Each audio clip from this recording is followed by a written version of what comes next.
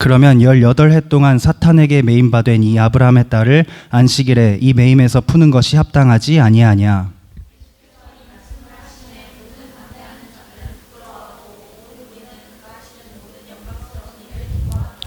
그러므로 예수께서 이르시되 하나님의 나라가 무엇과 같을까? 내가 무엇으로 비교할까?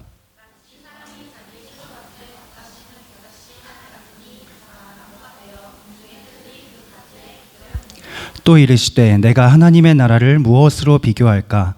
마치 여자가 가루 서말 속에 갖다 넣어 전부 부풀게 한 누룩과 같으니라 하셨더라. 아멘. 여러분, 한 주 동안 잘 지내셨습니까? 네. 우리 말씀 듣기 전에 오늘은 특별히 박수를 한번 좀 쳤으면 좋겠어요. 박수. 여러분, 한 주 동안 우리 모두를 지켜주신 하나님께 감사의 박수 올려드리시겠습니다. 그리고 필리핀 잘 다녀온 우리 무사히 잘 다녀온 비전 트립 팀에게도 박수 한번 하겠습니다. 또 우리 한국에서 필리핀 못지않게 더웠다고 들었어요. 아주 너무 많이 더웠다고. 그런 더운 날씨 가운데서도 한 주를 잘 살아낸 여자반을 위해서도 박수와 도장 감사합니다. 그리고 마지막으로 오늘 찬양인도 특별한 찬양인도였습니다. 진솔과 아이들 너무 훌륭했습니다. 이분들을 위해서도 박수 감사합니다. 너무 잘한다. 제가 보면서 왜 이렇게 잘하지? 왜 이렇게 좋지? 이 생각이 들더라고요. 오늘 말씀에 보면요, 여러분, 예수님을 만나서 완전히 인생이 바뀐 사람에게는, 구원받은 사람에게는 그 표시가 나타나요. 표시가. 구원받은 사람의 표시가 나타나는데 그게 뭐냐면, 오늘 말씀을 잠깐 볼까요? 오늘 읽은 말씀 중에 14절 말씀 부터 제가 읽어볼게요. 회당장이 예수께서 안식일에 병 고치시는 것을, 잠시만요.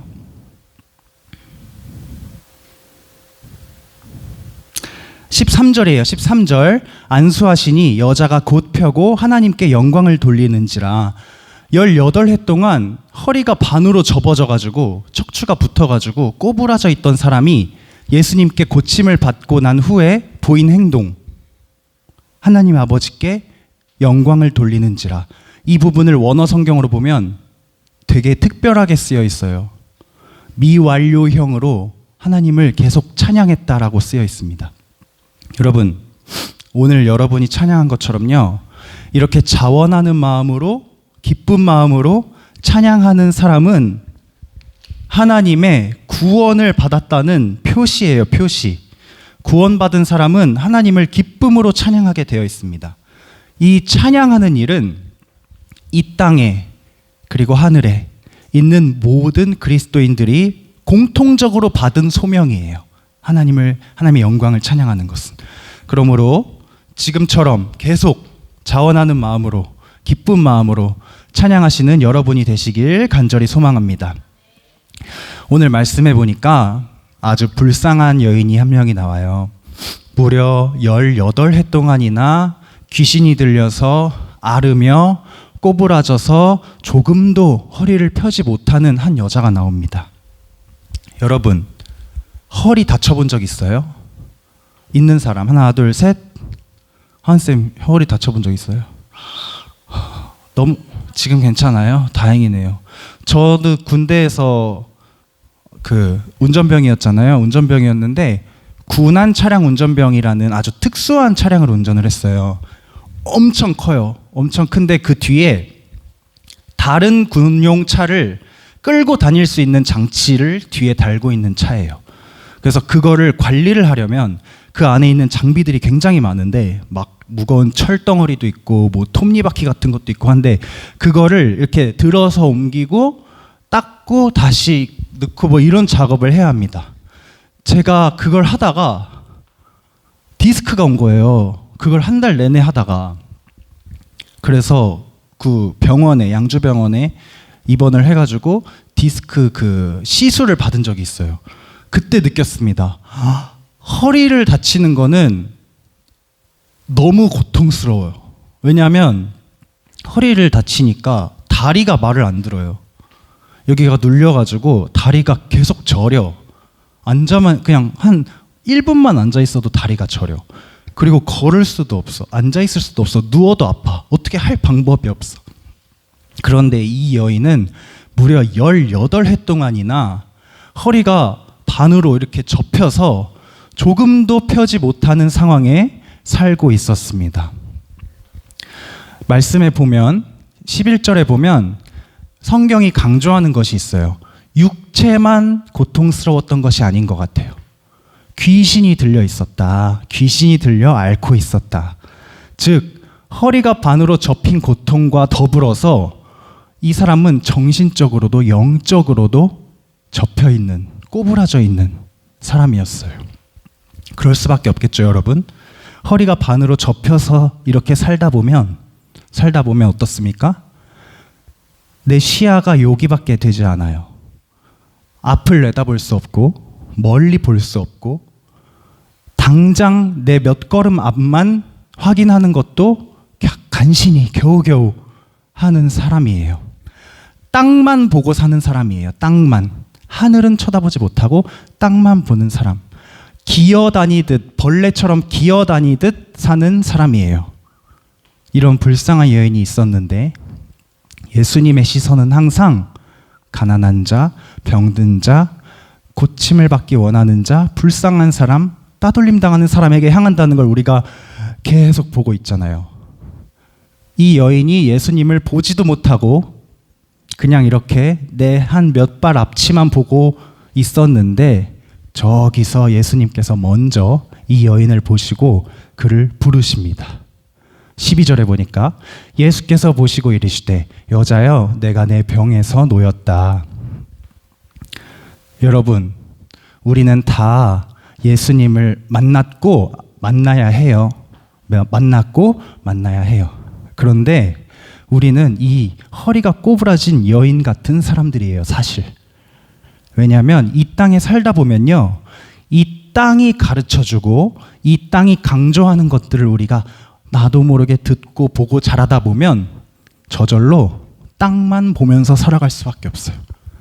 당장 내 앞에 있는 일들, 어려움들, 헤쳐나가야 할 고난들, 경제적인 문제, 건강의 문제, 인간관계의 문제, 진로의 문제, 이 땅에서 내가 어떻게든 해결해야 하는 그 문제들 때문에 땅만 보고 살아가고 있는 와중에 내가 찾지도 않으신 예수님이 먼저 오셔서 나를 보시고 부르세요.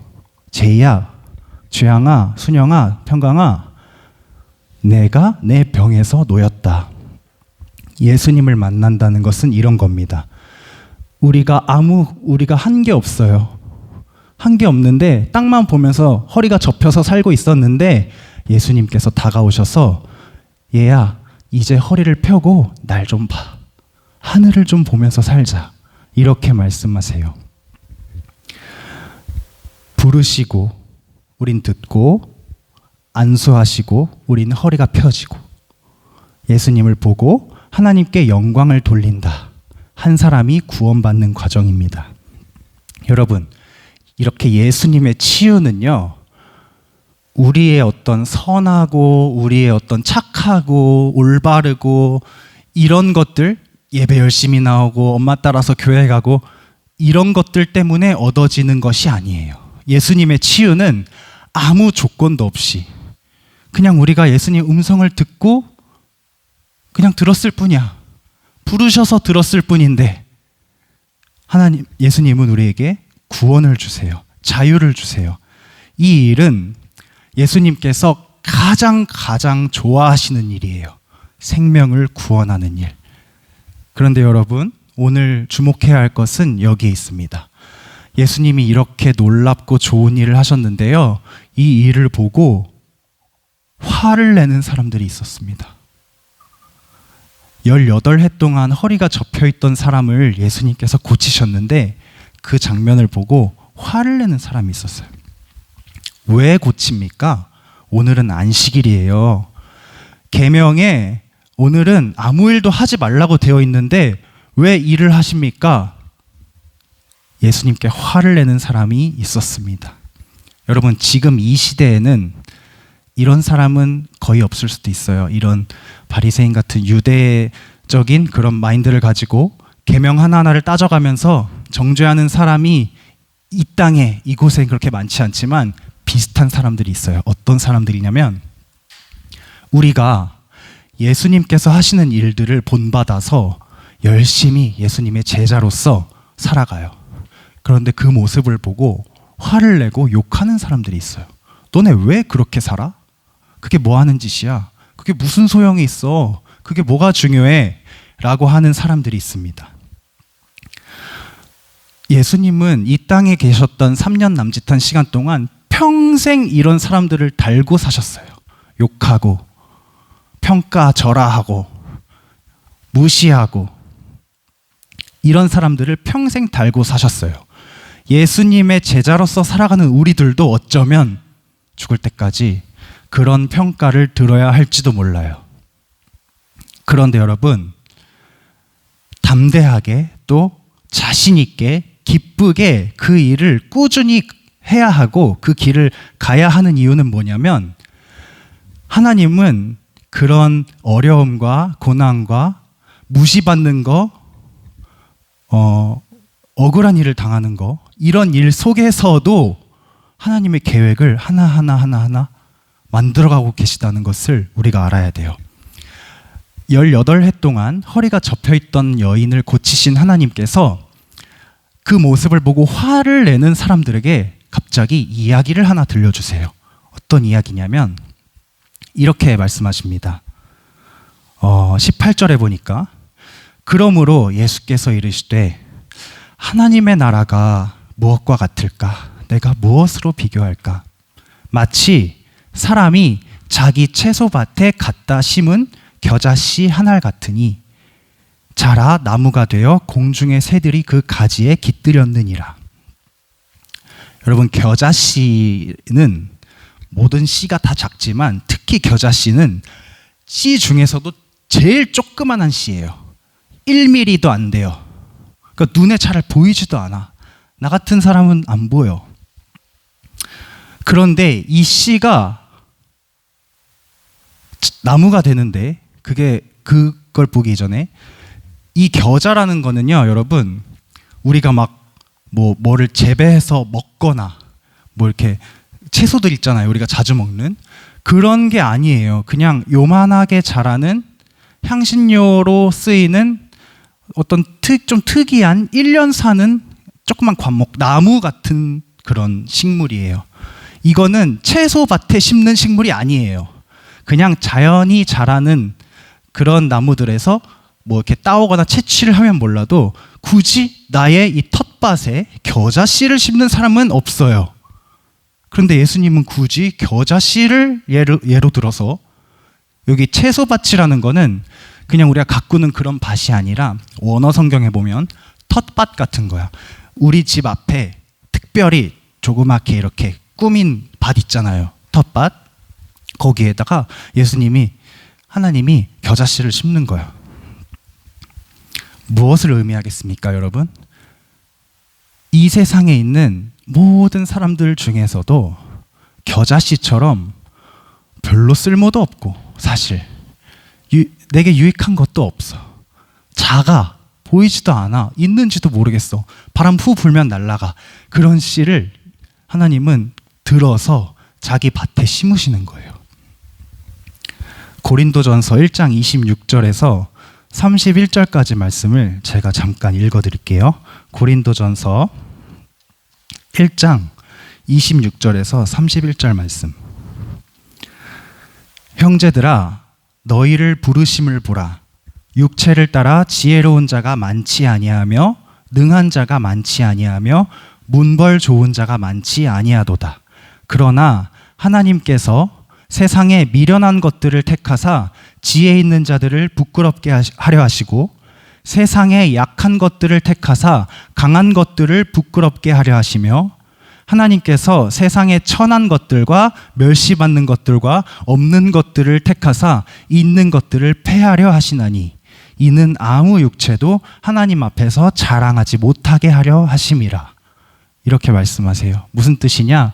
우리가 내세울 것도 없고 하나님 나라를 위해서 쓰임받을 수 있을지도 모르겠어. 내가 뭘 잘하지? 내가 뭘 잘났지? 내가 뭘 할 수 있지? 없는 것 같아. 세상에 대단한 사람이 너무 많아. 난 그냥 평범하게 내 한 몸 지키다 살다가 죽으면 그나마 그게 다행인 것 같아. 그러나 그게 아니라는 거예요. 지금 이렇게 모여서, 예수님 이름으로 모여서 예수 공동체로서 예수님의 말씀을 배우고 그의 삶을 따라가려고 결단하고 예배하고 찬양하는 우리 한 사람 한 사람은 하나님께서 마치 자기 밭에 심는 겨자씨 한 알 같은 사람들인 거예요. 이런 부족한 사람들을 통하여 하나님의 나라가 나무가 되어서 새가 그 위에 깃들이듯이 크게 넓게 퍼져나가고 확장되어서 세상 사람들이 와서 그 안에서 쉬고 예수님을 만날 수 있게 되는 거예요. 여러분, 예수님은 여러분들 한 사람 한 사람을 불러서 자기 밭에 심으셨습니다. 그 사실을 믿으시기 바랍니다. 우리가 이번 주에 비전 트립을 다녀왔어요. 필리핀으로. 2024년 필리핀 비전 트립 열심히 준비하고 우리가 몇 주 동안 미숫가루도 팔고 기도하고 이것저것 진짜 바빴죠. 여러분 할 것도 많은데 날씨도 더웠는데 끝났어. 너무 은혜 중에 잘 끝났어요. 한 사람도 다친 사람 없이, 아픈 사람 없이, 불평불만 없이 기쁘게 즐겁게 은혜 안에 잘 끝났습니다. 근데 솔직히 얘기하면 갔다 와서 큰 변화가 있다거나 내가 와 나는 이거는 미쳤어, 이건 미친 여행이야, 나는 선교사가 될 거야, 이런 변화가 있는 건 아닐 수도 있어. 그러나 여러분, 이런 경험 하나하나가 겨자씨를 밭에 심으신 하나님의 계획 안에 있는 것들이에요. 비전 트립은 끝났지만 여러분, 우리의 비전은 이제 시작이에요. 소명교회 중고등부는 확신합니다. 하나님과 하나님 나라를 위해서 아름답게 쓰임받을 거예요. 이 역사가 이미 오래 전부터 하나님께서 우리 한 명 한 명을 계획하고 창조하실 때부터 계획되어 있던 하나님의 뜻이에요. 그래서 부르신 거예요, 이곳으로. 겨자씨 한 알을 나무로 자라게 하셔서 새들이 깃들이게 하시는 그 하나님이 우리 안에 거하십니다, 여러분. 그것을 믿으시기 바랍니다.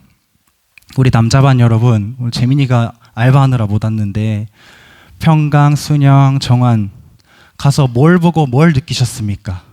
집에 가서 한번 잘 생각해 보세요. 그리고요, 그 마음을 잊지 말고 잘 간직하시기 바랍니다. 무엇보다도 여러분에게 그런 경험을 하게 하신 하나님이 예수 그리스도라는 자기 하나뿐인 아들을 이 땅에 보내시고 죽기까지 우리를 섬기고 사랑하게 하셔서 여러분의 목숨을 건지셨고 구원하셨다는 그 사실을 기억하시기 바래요. 그리고 찬양하시길 바래요. 그 구원의 기쁨을. 그리고 우리 여자반 여러분, 직접 가진 않았지만 기도하고 또 준비하는 과정에서 사실 여자반 아이들이 가기 전에는 더 많은 것들을 했어요. 직접 가지 않는데도 불구하고 내가 가는 것처럼 열심히 섬겨주었습니다. 너무 감사하고 너무 훌륭합니다. 여러분들도 마찬가지예요. 이번 경험을 간직하시길 바래요. 내가 직접 가지는 않았지만 가는 자들을 위해서 이것저것 준비도 하고 계획도 하고 또 모금도 하고 해서 이들을 서포트하고 지지를 했더니 이들이 받은 은혜, 여러분 병은쌤에서 기도하셨다고 들었는데 병은쌤이 그날 너무 은혜를 많이 받으셨대요. 함께 이런 좋은 일을 위해서, 큰 일을 위해서 기도할 수 있다는 사실이 너무 좋으셨대요. 비전 트립이 없었다면 그런 경험도 없었을 거예요. 여러분 가진 않았지만 그런 경험 하나하나를 통해서 여러분의 마음에도 겨자씨 심어지고 자라고 하나님의 나라를 위해 쓰임받는 여러분이 될 줄로 믿습니다.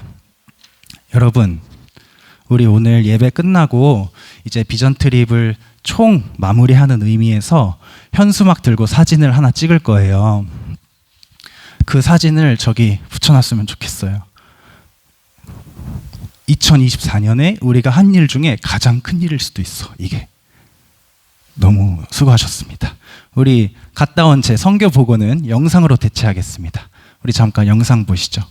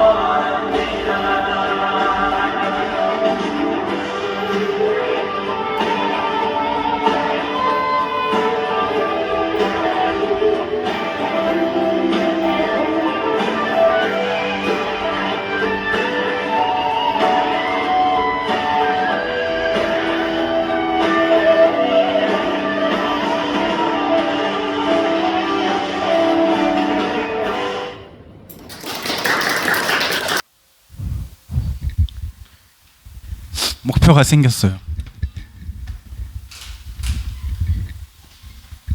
우리 같이 가는 거야. 열심히.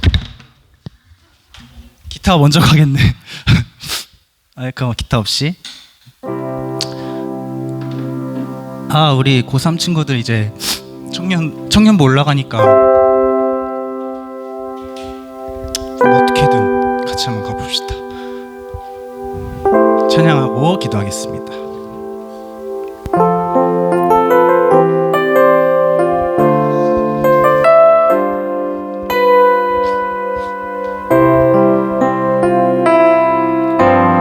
나의 평생에 가장 복된 일은 내가 예수님을 만난 것이라.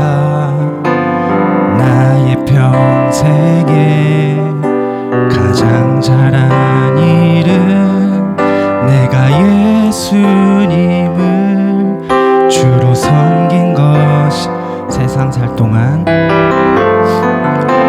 이 세상 살 동안 내가 걷는 길이 하여서 넘어질 때도 주의 강한 손이 나를 붙드시니 나는 예수님만 주로 섬기며 나는 주를 섬기는 것에 나는 주를 섬기는 것에 후회가 없습니다.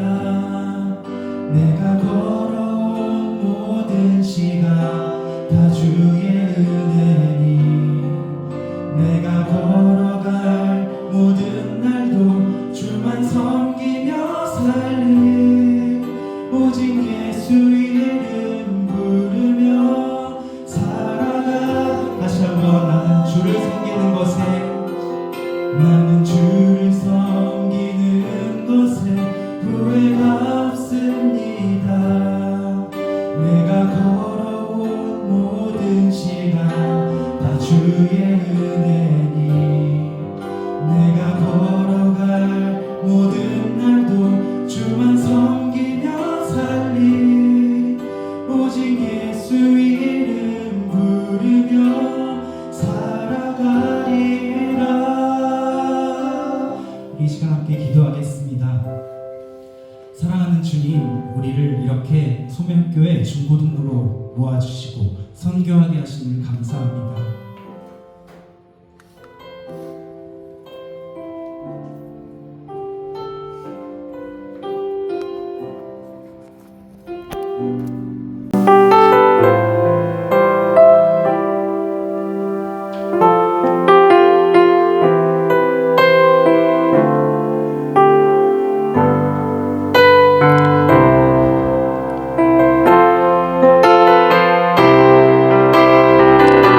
겨자씨 하나를 밭에 심으셔서 하나님 나라를 이루시는 하나님을 우리가 믿고 찬양하고 의지하면서 살아가길 소망합니다. 우리 모두 하나님의 사람들이 되기를 기대하면서 함께 기도하겠습니다. 사랑해요.